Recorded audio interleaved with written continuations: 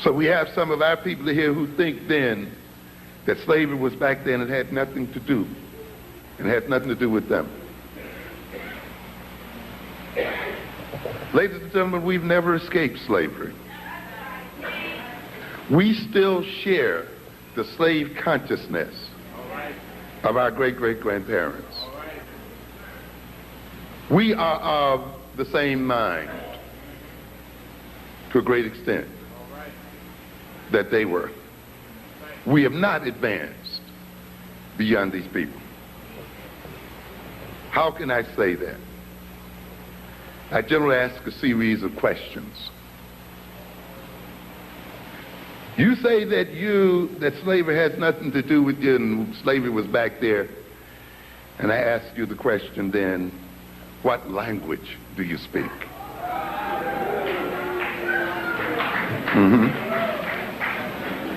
When did you learn that language? Was that the language African people were speaking when we were taken into slavery in America? In other words, the language we speak at this moment is what? A slave language. The language that our slave ancestors were forced to learn. And we still speak it, and you can still hear the pidgin, the Creole, and the other kinds of stuff in our language right at this moment that they had to go through. That language, with its words defined by history and by an experience, is the language we use today to guide our behavior. It's the language we use today to talk to ourselves.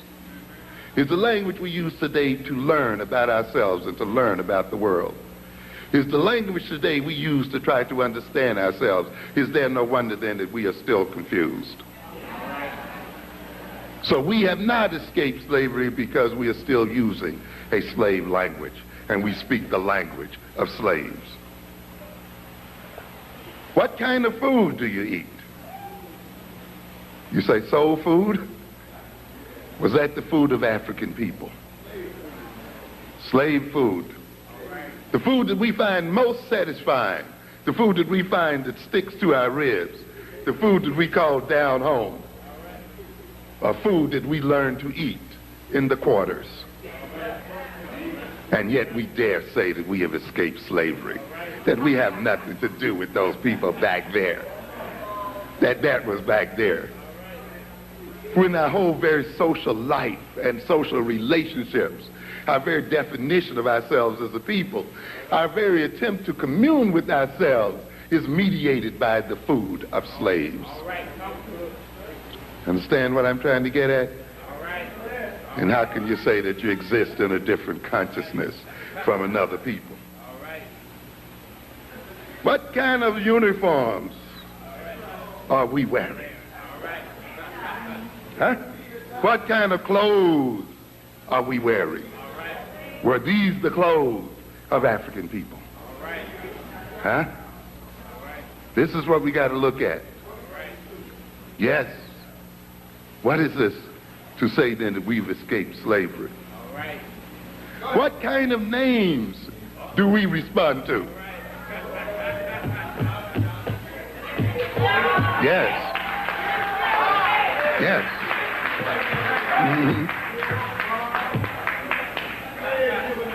Tamikas and all these other things we got going out here. What kind of names do we identify with? Why is it that African names sound strange to us now as a people, and yet we dare say that we have a different consciousness from our great slave grandparents? How can we say that? We are still of the same consciousness, and we are still in the same position because we are still servants of the white man. And our reason for being in America is to serve white folk and to generate wealth for them. And there has been no change at all in terms of our relationship to these people.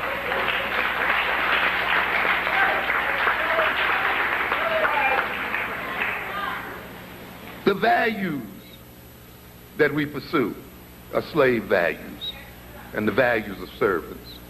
The social relations that we create and interact with were built and developed during the periods of slavery. We have not escaped it at all.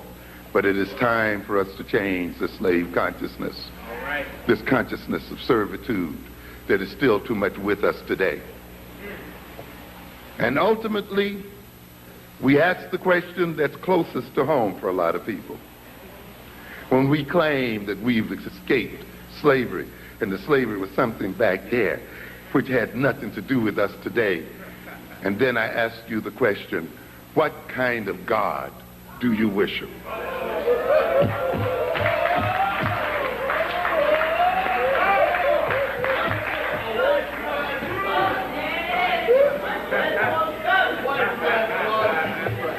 What's the name of it?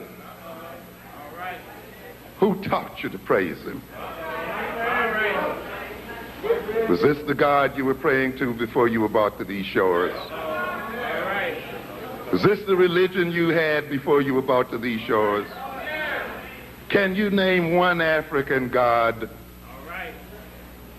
How can you then, who define yourself, the very essence of yourself and the very essence of your soul, and organize the very nature of your life here on earth,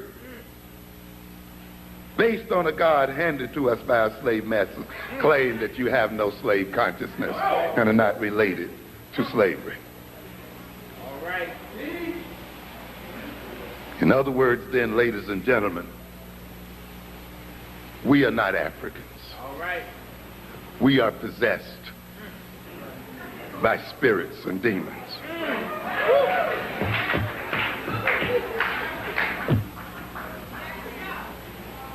We have let another people's spirit take possession of our bodies and take possession of our minds. When we speak, it is not with our African voice. It is with the voice of that demonic presence that uses our lips to speak its own language. Yes. Yes, and we have to recognize this. We are possessed. And if we are to transform ourselves and to transform the nature of our relationship with those who are our masters, we must engage in an exorcism and clear the devils out of our minds.